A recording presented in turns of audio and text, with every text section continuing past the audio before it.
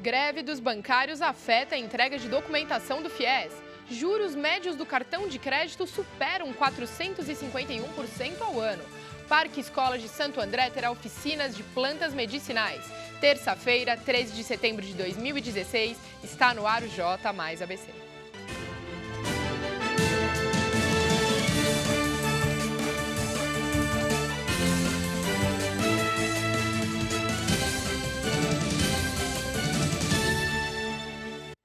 Boa noite. E hoje tem debate na TV Mais ABC. A partir das 9 horas da noite, daqui a pouco, os candidatos a prefeito de Mauá vão discutir as propostas para a cidade. O repórter André Janocari está acompanhando a movimentação do lado de fora dos nossos estúdios em nosso Link Mais. Boa noite, André. Como que está a movimentação aí na Gonçalo Olá, Fernandes? Mariana. A gente está aqui na porta da TV Mais, acompanhando toda a movimentação para a chegada dos candidatos a prefeito de Mauá.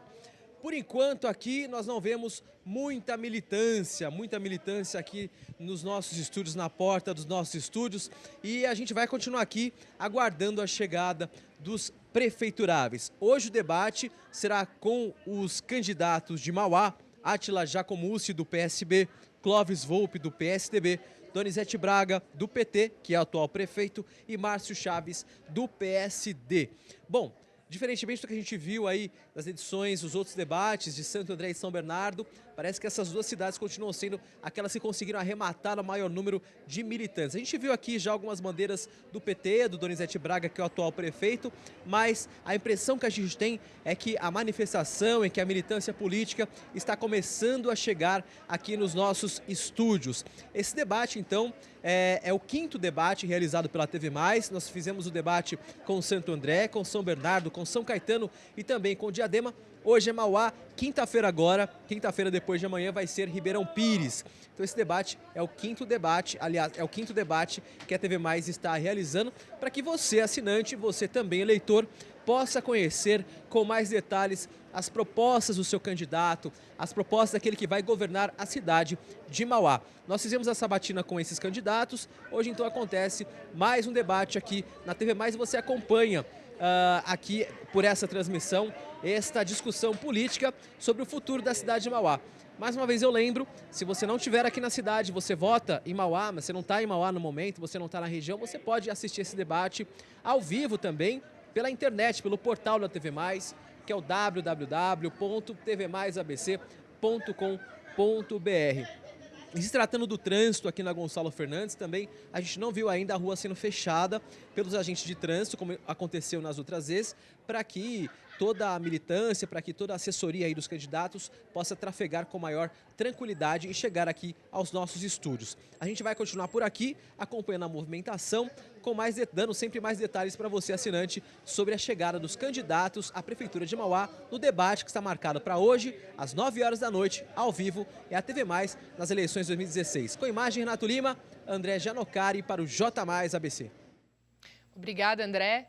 E o prazo para a entrega de documentação do FIES foi prorrogado. Por conta da greve dos bancários, foi publicado ontem no Diário Oficial da União, pelo Ministério da Educação, a prorrogação da entrega de contratos do Fundo de Financiamento Estudantil, o FIES.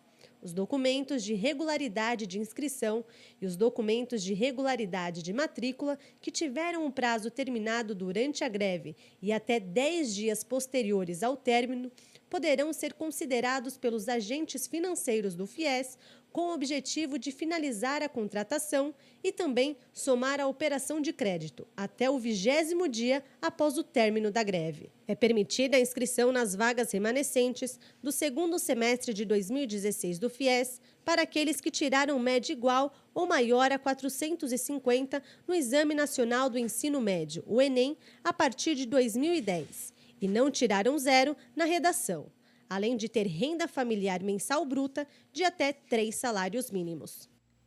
Essas e outras notícias você pode acessar no portal www.tvmaisabc.com.br.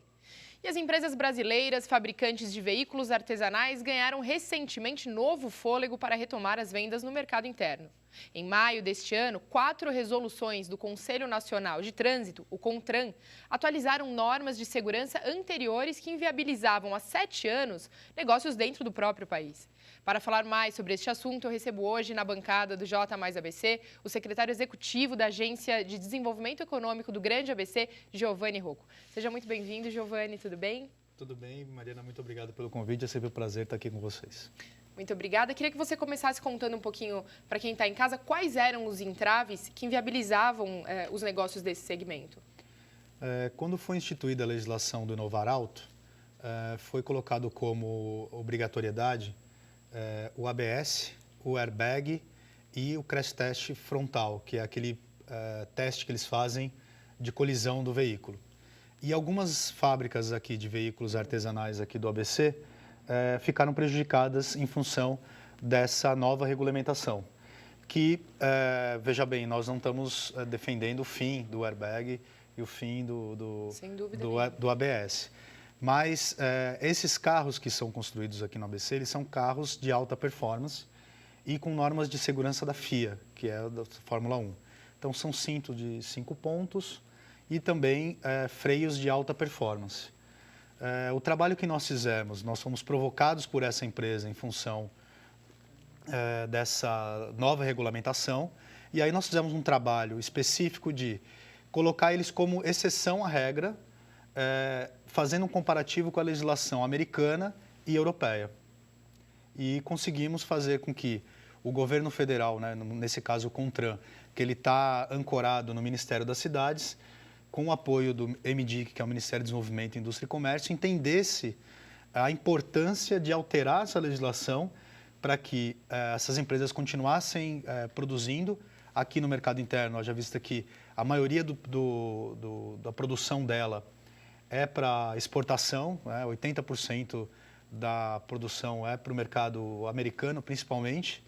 E aí nós conseguimos fazer com que eles entendessem isso, e isso beneficiou não só a indústria, essa indústria específica, mas também a indústria de reboques, que também estava encaixada nessa nova legislação, e também as de fabricação de bugs, inclusive a BRM, que é lá do Ceará, que fabrica aqueles bugs que andam nas dunas, acabaram sendo beneficiadas também. E como a agência tomou conhecimento desse caso, no caso, através de você, né?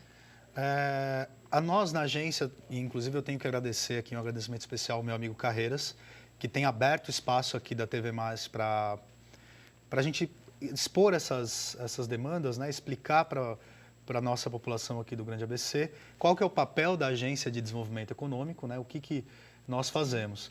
E aí, nesse trabalho que nós fazemos de divulgação, de atendimento às empresas do Grande ABC, eles nos procuraram e pediram auxílio. Qual que é o papel da agência? É fazer esse enfrentamento aos entraves burocráticos, planejar, pensar a nossa região e proteger as empresas que aqui estão. Então, eles, a partir desse trabalho de divulgação da nossa Agência de Desenvolvimento Econômico do Grande ABC, que é a primeira agência de desenvolvimento econômico do país, eles tomaram conhecimento da agência e pediram esse auxílio. E a agência vive um novo momento agora, que com esses resultados já desse trabalho, começar a prestar esse serviço para as empresas e empresários do Grande ABC. E o que essa nova normativa, essa nova regulamentação, ela representa para a economia local? Para a economia local, ela teve um impacto significativo, porque nós estamos falando aí de mais de 60 empregos diretos, sem contar os indiretos.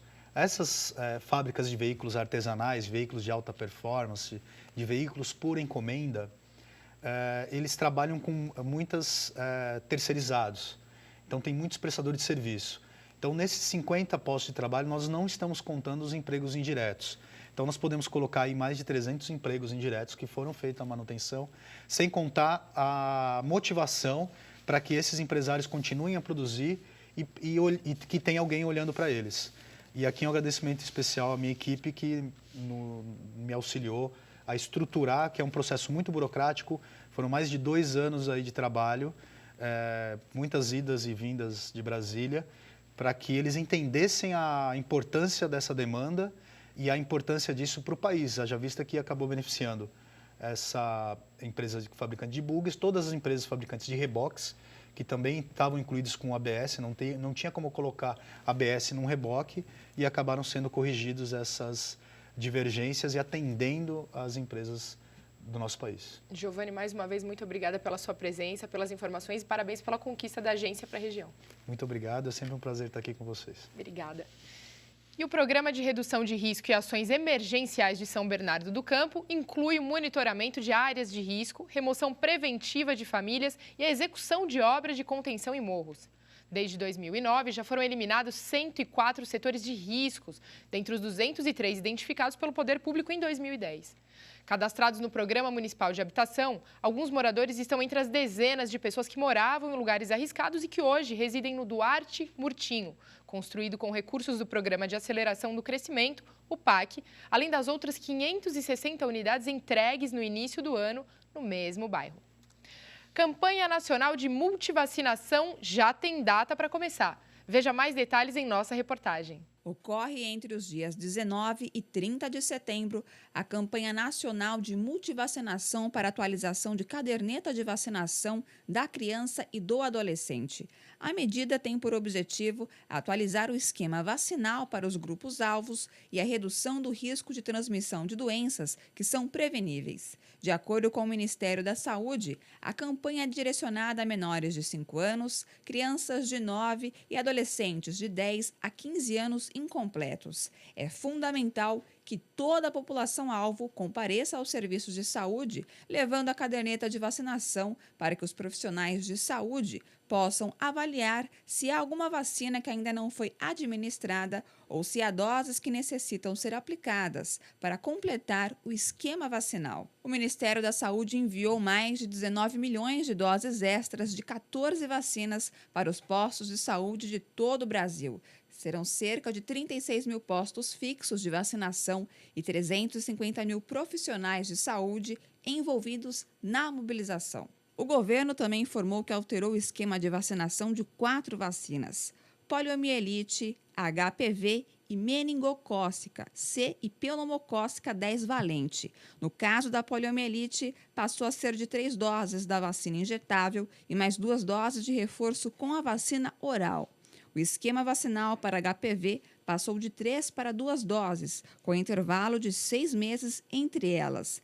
Já em relação à meningocócica, que o reforço era administrado aos 15 meses, passou a ser aos 12 meses. A vacina pneumocócica passou a ser administrada em 2 doses, ao de 2 e 4 meses, com reforço preferencialmente aos 12 meses.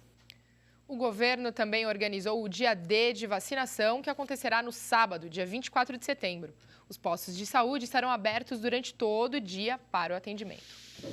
E se você é doador de sangue, precisa ficar atento para alguns critérios específicos publicados em nota técnica conjunta da Anvisa e do Ministério da Saúde nesta terça-feira.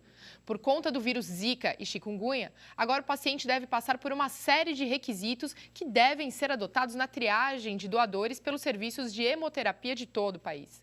A medida está baseada nas evidências recentes de transmissão do Zika e do chikungunya pelo sangue e da transmissão do Zika pelo contato sexual com portadores do vírus.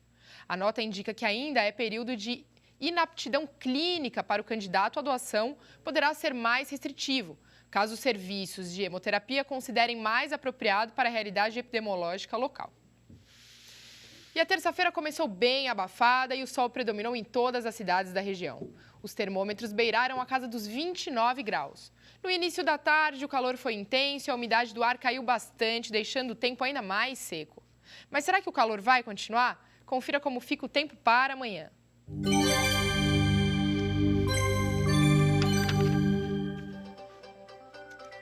Mínima de 19, máxima de 27 graus em Santo André. Mínima também de 19, máxima de 29 na capital. Já no litoral, mínima de 18 e máxima de 24 graus. No interior, mínima de 17, máxima de 36 graus. Para todas as cidades acima, a chance de pancadas de chuva durante a noite. A Universidade Federal do Grande ABC abriu 513 vagas para mestrado e doutorado. As oportunidades são para 29 cursos diferentes, cujas aulas começarão em 2017. O prazo de inscrições pode ser consultado no site www.ufabc.edu.br. As inscrições só poderão ser realizadas pelo sistema online. E a Pró-Reitoria e de pós-graduação oferecem ainda bolsas de estudo a candidatos interessados. Juros médios do cartão de crédito superam 451% ao ano.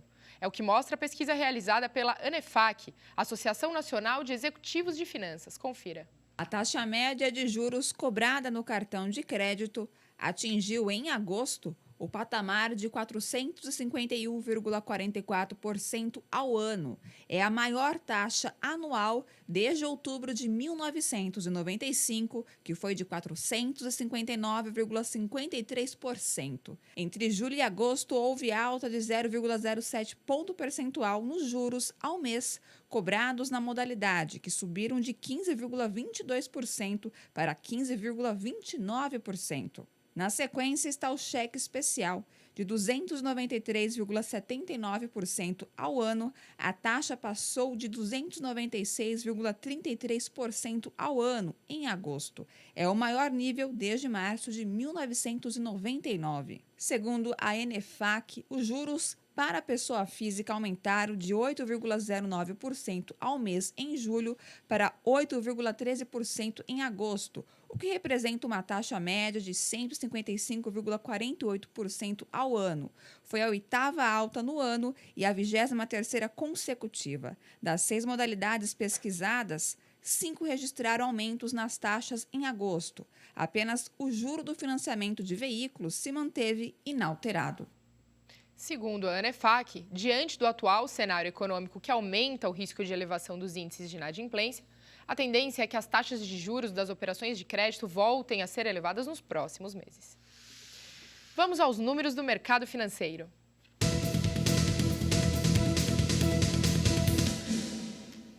O dólar comercial fechou esta terça-feira em alta de 2,09%, cotado a R$ 3,31. É o maior valor de fechamento desde 7 de julho, quando a moeda norte-americana havia fechado a R$ 3,36. O euro terminou em valorização de 1,87%, vendido a R$ 3,71. Já a Bovespa encerrou em queda de 3,1%. E a seguir, Parque Escola de Santo André terá oficina de plantas medicinais. E no próximo bloco, o comentarista esportivo Marcos Bonechini traz as últimas notícias do esporte.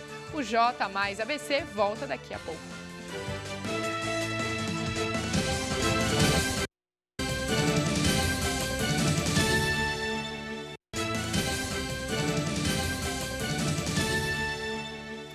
E o J mais ABC abre espaço agora para falar do esporte regional e ao meu lado Marcos Bonechini. Tudo bem, Marcos? Tudo bem, Mariana? Boa noite. Boa noite. Quais são as novidades de hoje? Pois é, hoje tem bastante coisa, né? Todos os dias agora agitados, não só com o esporte regional, com o futebol do Brasileirão e também Paralimpíadas no seu 6º dia, né? Mas hoje eu vou começar falando do esporte regional, handebol, mais uma vez, aliás, o handebol está agitado na região, hein? A equipe masculina de handebol de São Caetano vai a São Paulo hoje, daqui a pouquinho, às 8 da noite, encarar o Pinheiros pelo supercampeonato masculino de futebol, Campeonato Paulista. É o handebol, como eu disse, agitado. Também no feminino, já a equipe da Metodista São Bernardo vai a Guarulhos enfrentar a equipe local, a equipe da cidade. E é daqui a pouco também, às 8 da noite. E essa equipe, o São Bernardo Metodista, está em primeiro lugar na classificação, provando que o esporte é regional. Aliás, o handebol, Mariana, é muito forte aqui na região. A gente sabe que o investimento é legal, tem base até da seleção brasileira feminina, por exemplo, jogando aqui. E a gente está vendo aí, em termos de resultado, o handebol mandando muito bem aqui. As mulheres mandando muito bem no handebol. É isso aí. E falando de futebol regional, as equipes vão se preparando aí para a Copa Paulista e o São Caetano, que é dono de umas melhores campanhas da primeira fase da Copa Paulista, está aí treinando e forte, hein? O time já está garantido na primeira colocação do grupo 4 e quer aí mais uma vitória na última rodada dessa primeira fase, que o time aí continua treinando muito forte sob o comando do técnico Luiz Carlos Martins.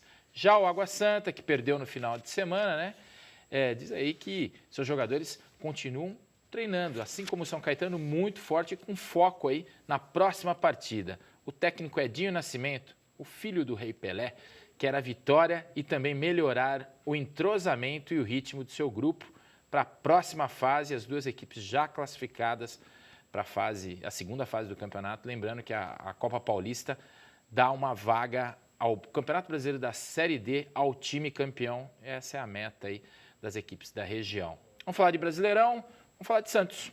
O Peixe treinou hoje pela manhã no CT Rei Pelé e, olha, já viajou no começo da tarde para o Rio de Janeiro para seu confronto aí dessa semana. O técnico Dorival Júnior não poderá contar com Copete, que está suspenso. Para sua vaga, o técnico tem 3 opções: Jean Mota, Vecchio ou Walterson.